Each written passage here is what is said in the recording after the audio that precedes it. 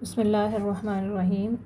आज हमारा chapter number 2 उसके जो टॉपिक रह गए हैं उनमें से एक्सेलरेशन टॉपिक स्टार्ट कर रही हूँ। क्वेश्चन हो सकता है इसका, define acceleration and discuss its types.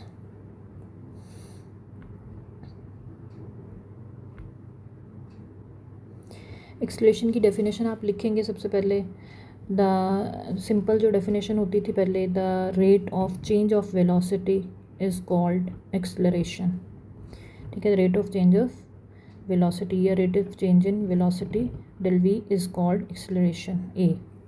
But अब जो है, जो आपकी नेशनल बुक फाउंडेशन की किताब है उसके अंदर जो एक्सेलरेशन की डेफिनेशन है वो है the measure of change in velocity del V with the passage of time del T is called acceleration. इसका मतलब ये होता है कि आपने वेलोसिटी के अंदर जो चेंज आ रहा है आपने वो मेजर करना है, और विद रिस्पेक्ट टू टाइम, क्योंकि टाइम भी चेंज हो रहा होता है, तो टाइम और वेलोसिटी के चेंज को जो मेजर करते हैं वो एक्सेलरेशन कहलाता है। और दूसरी सिंपल डेफिनेशन जो है, rate of change in velocity del we is called acceleration, और एक्सेलरेशन को ए से रिप्रेजेंट किया जाता है। मैथमेटिकली इसको लिख सकते हैं, acceleration is equal to change in velocity over elapsed time, और चेंज इन वेलोसिटी को डेल वी से, और वेक्टर एरो ऊपर लगाएंगे आप, वेक्टर को शो करता है, वेलोसिटी वेक्टर क्वांटिटी होती है इसलिए वेक्टर को शो करता है, ओवर डेल टी। और डेल वी जो है हमारे पास, इसका मतलब होता है final velocity minus initial velocity. ठीक हो गया। और उसके बाद जो डेल टाइम है वो भी T F minus T I होता है। ठीक हो गया। उसके बाद है नेक्स्ट, इसको मज़ीद इसके बारे में क्या है कि acceleration is a vector quantity with same direction as change in velocity. Acceleration भी वेक्टर क्वांटिटी है, वेलोसिटी भी वेक्टर क्वांटिटी है, और एक्सेलरेशन की जो प्रोड्यूसिंग एक्सेलरेशन है उसकी डायरेक्शन भी वही होती है जिसकी जो चेंज इन वेलोसिटी की डायरेक्शन होती है। ये बात आप लोगों को याद रहनी चाहिए। ऐसे unit of acceleration is metre per second square, या फिर इसको आप इस तरीके से भी लिख सकते हैं, मीटर पर सेकेंड स्क्वायर। ये मीटर पर सेकेंड स्क्वायर का मतलब होता है कि मीटर ओवर एस स्क्वायर। ठीक है। और इसको हम दूसरी फॉर्म में मीटर और एस स्क्वायर, जब बाय ऐसे लिखी हो कोई चीज़ आपने पढ़ा होगा, तो जब ये इसको क्रॉस करके ऊपर जाती है तो ये s-2 हो जाती है। तो इस तरह भी लिखा जा सकता है। आगे हैं, क्वेश्चन में था डिफाइन एक्सेलरेशन, ये पीछे डेफिनेशन थी सारी। अगर आपके मार्क्स शॉर्ट क्वेश्चन में डिफाइन एक्सेलरेशन आ जाता है तो आप पीछे जो मैंने करवाया वो सारा लिख देंगे, आपको अच्छे मार्क्स मिलेंगे। उसके बाद है टाइप्स ऑफ एक्सेलरेशन। दो टाइप्स के एक्सेलरेशन होते हैं, पॉजिटिव एक्सेलरेशन और नेगेटिव एक्सेलरेशन। ठीक हो गया। पॉजिटिव एक्सेलरेशन क्या होता है? Positive acceleration means an increase in velocity with time, यानी कि चेंज आ रहा है वेलोसिटी में लेकिन वेलोसिटी इंक्रीज़ हो रही है, टाइम के साथ साथ वेलोसिटी इंक्रीज़ हो रही है। तो ये जो प्रोड्यूस करेगी, एक्सेलरेशन प्रोड्यूस करेगी, वो पॉजिटिव एक्सेलरेशन कहलाएगा। The SI unit of acceleration is metre per second square, already आप पढ़ चुके हैं। Acceleration is a vector quantity, ये भी आपको पता है। आगे है negative acceleration. Negative acceleration means decrease in velocity with time, यानी कि एक्सेलरेशन प्रोड्यूस हो रहा है किस वजह से? वेलोसिटी के चेंज होने की वजह से, लेकिन वेलोसिटी चेंज किस तरफ हो रही है? कम होने की तरफ हो रही है with the passage of time. तो इसको नेगेटिव एक्सेलरेशन भी कहते हैं, और इसको रिटार्डेशन या डीसेलरेशन भी कहते हैं, और ये भी वेक्टर क्वांटिटी होती है। नेगेटिव एक्सेलरेशन को retardation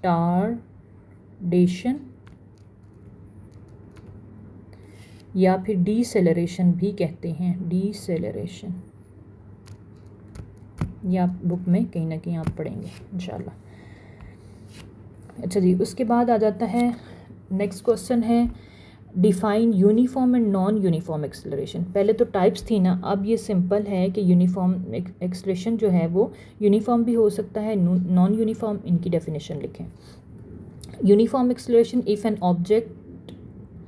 objects velocity is increasing at a constant rate. अगर वेलोसिटी इंक्रीज़ हो रही है तो हम कहेंगे then we say it has uniform acceleration. अगर इंक्रीज़ हो रही है इक्वल इंटरवल्स ऑफ टाइम के साथ तो फिर हम कहेंगे कि यूनिफॉर्म एक्सेलरेशन प्रोड्यूस हो रहा है और रेट ऑफ एक्सेलरेशन जो है वो कांस्टेंट है। ठीक है। अगर यूनिफॉर्म एक्सेलरेशन कब होता है, जब वेलोसिटी जो है वो इंक्रीज़ हो रही हो with equal intervals of time के साथ, तो वो एक्सेलरेशन जो है वो यूनिफॉर्म एक्सेलरेशन कहलाता है। नॉन यूनिफॉर्म क्या होता है? It is defined as the rate of change of velocity that does not remain constant with time, या फिर स्पीड और velocity of an object changes at different rates throughout its motion. दो definition मैंने लिखी हुई है जो आपको इजीली आप कर सकते हैं। यानी कि अगर वेलोसिटी जो है, जो चेंज हो रही है, वो कांस्टेंट नहीं है, तो उससे पैदा होने वाला जो एक्सेलरेशन है वो नॉन यूनिफॉर्म होगा। और बार बार चेंज होने वाली द वेलोसिटी जो डिफरेंट रेट्स पे डिफरेंट टाइप से चेंज हो रही होती है, उसको भी नॉन यूनिफॉर्म एक्सेलरेशन प्रोड्यूस करना कहते हैं। अगला क्वेश्चन है, बल्कि एग्जाम्पल आ गई 2.4, cheetah can accelerate its speed from 0 to 26.8 metre per second. अब आपने हमेशा देखना है यूनिट जो है ना वो आपको शो कराएगा कि गिवन क्या है। सम टाइम बच्चों को वेलोसिटी का वर्ड या एक्सेलरेशन का वर्ड कुछ नहीं लिखा होता, और अगर एक्सेलरेट लिखा हो तो भी बच्चे इसको एक्सेलरेशन समझ लेते हैं, जबकि ऐसा नहीं है। आपने यूनिट पे तवज्जो देनी है। 0 to 26.8 मीटर पर सेकेंड, तो ये वेलोसिटी गिवन है हमारे पास। वी आई जो है हमारे पास वो है VI इज़ इक्वल टू 0, और फाइनल जो है वो है 26.8 metre per second in just 3 second, और टाइम भी गिवन है हमारे पास, वो है 3 सेकेंड। सपोज द चीता है स्टार्टेड रनिंग टूवर्ड्स ईस्ट की तरफ भागा जा रहा है, तो फाइंड इट्स एक्सेलरेशन, उसका आपने एक्सेलरेशन फाइंड करना है। ठीक हो गया। एग्जाम्पल को आपने गिवन सबसे पहले लिखना है, जो आपने क्वेश्चन रीड किया उसमें से जो गिवन चीज़ें हैं आपने पहले वो राइट करनी है। इनिशियल वेलोसिटी राइट कर दी आपने, 0 मीटर पर सेकंड हो गया। फाइनल वेलोसिटी 26.8 मीटर पर सेकंड हो गई, और ईस्ट की तरफ यह क्योंकि एक ही डायरेक्शन में वो जा रहा है। जो टाइम टेकन है हमारे पास डेल टी वो 3 सेकेंड है, और रिक्वायर्ड का मतलब होता है आपने फाइंड क्या करना है। ठीक है, जहाँ पे आपको रिक्वायर्ड मिलेगा तो इसका मतलब है आपने इस पूरे क्वेश्चन में पूछा क्या गया, रिक्वायर्ड क्या, हमें एक्सेलरेशन फाइंड करना रिक्वायर है हमें। तो आपने इसका सोल्यूशन सिंपल, बहुत ही सिंपल आंसर है इसका कि आपने एक्सेलरेशन का फॉर्मूला लगा देना है। एक्सेलरेशन इज इक्वल टू हमारे पास होता है A is equal to del V था ना, A is equal to del V by del T. अब आपके पास यहाँ पे दो वेलोसिटीज़ नज़र आ रही हैं, तो आप लिखोगे VF minus VI over del T. ठीक हो गया। उसके बाद है अब VF हमारे पास 26.8 है, और जो है इनिशियल वेलोसिटी 0 है, 26.8 माइनस 0 ओवर डेल टी 3 है। तो आप इसको कैलकुलेट से करेंगे तो ये आ जाएगा 9 पॉइंट, यानी कि 26.8 माइनस 0 का मतलब तो वही रहा, तो ये 26.8 ओवर 3, इसको डिवाइड करेंगे तो आंसर आ जाएगा 9.93 मीटर पर सेकंड स्क्वायर, क्योंकि एक्सेलरेशन हमने कैलकुलेट किया है। ठीक हो गया। नेक्स्ट है शॉर्ट क्वेश्चन, एक छोटा सा था, उसका आंसर दे रही हूँ। Can a body moving with uniform velocity have acceleration. पूछ रहा है कि अगर कोई बॉडी यूनिफॉर्म कांस्टेंट वेलोसिटी के साथ मूव कर रही है तो उसका एक्सेलरेशन होगा कि नहीं। अगर चेंज ही नहीं हो रही, यूनिफॉर्म के साथ वेलोसिटी है, तो फिर एक्सेलरेशन प्रोड्यूस ही नहीं होता। एक्सेलरेशन प्रोड्यूस होता ही तब है जब चेंज इन वेलोसिटी आता है। हमने इसकी जो डेफिनेशन पढ़ी है वो rate of change of velocity है, तो वेलोसिटी चेंज ही नहीं हो रही तो फिर एक्सेलरेशन प्रोड्यूस नहीं हो रहा। इसलिए आंसर है no, a body moving with constant velocity can not have acceleration, और acceleration is defined as rate of change of velocity is called acceleration, and if the velocity is constant the acceleration of the body will be 0। ठीक हो गया। अगला question है एक छोटा सा, can a body moving with certain velocity in the direction of east can have acceleration in the direction of west. अब वो कह रहा है एक body, can a body moving with certain velocity in the direction of east, अगर वो east की तरफ जा सकती है तो उसका जो एक्सेलरेशन है क्या वो वेस्ट की तरफ हो सकता है। Yes, a body moving with certain velocity in the direction of east can have acceleration in the direction of west. इसका मतलब ये है कि जो वेलोसिटी है वो चेंज हो रही है लेकिन वो डिक्रीज़ हो रही है। बॉडी जो है वो इन द डायरेक्शन ऑफ ईस्ट जा रही है, लेकिन अगर डिक्रीज़ हो रही है तो उसके अंदर जो एक्सेलरेशन प्रोड्यूस हो रहा है वो नेगेटिव एक्सेलरेशन प्रोड्यूस हो रहा है, और वो नेगेटिव एक्सेलरेशन प्रोड्यूस ही इसलिए होता है जब वो ऑपोजिट डायरेक्शन में प्रोड्यूस होता है। तो when velocity decreases acceleration is produce in opposite direction to the direction of motion. ये इसका आंसर है। नेक्स्ट क्वेश्चन है हमारे पास, टॉपिक है बल्कि मोशन ड्यू टू ग्रेविटी। ठीक है, अब इसका एक क्वेश्चन बन सकता है, what do you know about gravitational acceleration. सबसे पहले आपको ग्रेविटी का वर्ड देखते ही आपको पता होना चाहिए ग्रेविटी क्या है या फिर ग्रेविटेशनल एक्सेलरेशन क्या है। Gravity and gravitational acceleration are the same thing. All the freely falling objects have the same acceleration called the acceleration due to gravity। इसका मतलब ये होता है कि ग्रेविटेशनल एक्सेलरेशन किसको कहते हैं, जो फ्रीली फॉलिंग बॉडीज़ होती हैं, यानी कि कोई भी ऑब्जेक्ट जो है वो ऊपर से नीचे फ्रीली गिर रहा है अर्थ की तरफ, ठीक है, ग्राउंड की तरफ अगर कोई जा रहा है तो फिर ये क्या है, उसके एक्सेलरेशन को ग्रेविटेशनल एक्सेलरेशन कहेंगे। All the freely falling objects have the same acceleration called the acceleration due to gravity and is independent of their masses. Mass पे कोई फ़र्क नहीं पड़ता, जितना मर्जी हैवी ऑब्जेक्ट गिरे वो भी उसी स्पीड से आएगा, छोटा सा ऑब्जेक्ट गिरे वो भी उसी स्पीड से आएगा और आके अर्थ को ही टच करेंगे। तो इसलिए ग्रेविटेशनल एक्सेलरेशन जो है वो मैस पे डिपेंडेंट नहीं होता। एक्सप्लेनेशन इसका क्या है, Galileo was first scientist to notice gravitational acceleration. Galileo जो था उसने पहला साइंसदान था जिसने नोटिस किया ग्रेविटेशनल एक्सेलरेशन को कि क्यों सारी बॉडीज़ जिनको गिराया जाता है वो ज़मीन की तरफ जाती हैं। He drop many objects of different message from Pisa tower. He notice that all of them reach the ground at the same time. उसने कहा छोटी बड़ी जैसी मर्जी फेंक रहा हूँ, सारी की सारी सेम टाइम है ज़मीन से आके टक्कर लग रही है। तो उसने नोटिस किया कि इसका मतलब है सब ने इक्वल टाइम में आके ग्राउंड को हिट किया। तो इसका मतलब ये हुआ कि मैसेज पे कोई फ़र्क नहीं पड़ता, कोई एक फोर्स ऐसी है जो हर ऑब्जेक्ट को अपनी तरफ खींचती है और तमाम गिरने वाले ऑब्जेक्ट्स को एक ही टाइम में ज़मीन के साथ ले आती है। This uniform acceleration of freely falling objects is known as gravitational acceleration. इसी को ग्रेविटेशनल एक्सेलरेशन कहते हैं। It is represented by G. Its value is 9.8 या फिर 10 metre per second square. For vertically falling downward G is positive, और G की value towards अर्थ होती है तो इसलिए पॉजिटिव जो है वो डाउनवर्ड होती है। और अगर वर्टिकली हम कोई ऑब्जेक्ट ऊपर की तरफ फेंकते हैं, जो चीज़ ऊपर से नीचे आ रही उसकी वैल्यू ऑफ जी पॉजिटिव होगा, और जो हम खुद ऊपर की तरफ फेंकेंगे उसका वैल्यू ऑफ जी नेगेटिव होगा। एक फिर छोटा सा शॉर्ट क्वेश्चन है, write down sign convention for gravitational acceleration या ग्रेविटी, जो अभी पीछे मैंने बताया साइन कन्वेंशन। अगर इस तरह लिखा हुआ क्वेश्चन आ जाइए, what happens when bodies are moving freely under gravity, या write down the sign convention for acceleration, तो आपने दोनों सूरतों में ये मैंने लिखा है, छोटा सा आंसर ये लिखना है।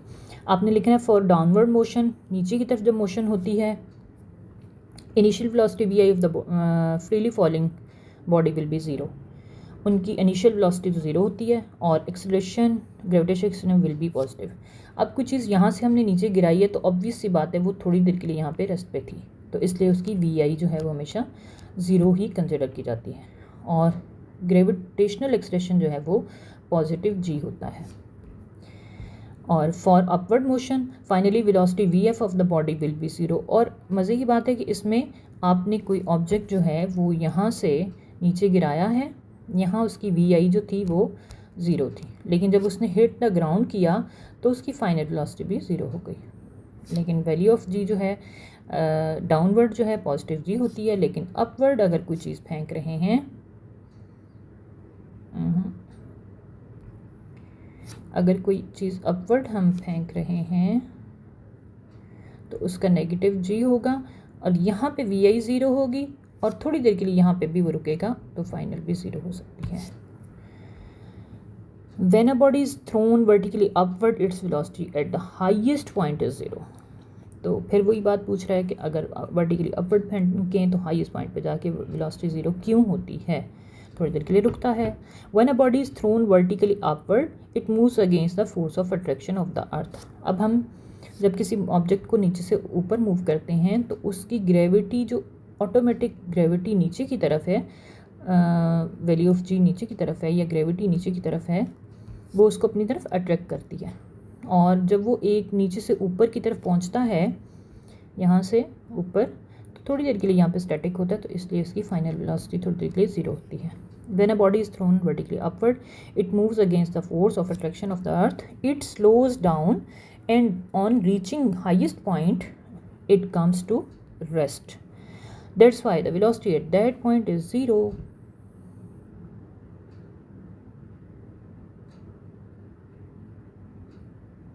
Question number 5. Example 5. A block of mass 2 kg is left from the top of a building. 2 kilo का वज़न आपने बिल्डिंग के टॉप से नीचे गिराया, छोड़ा है।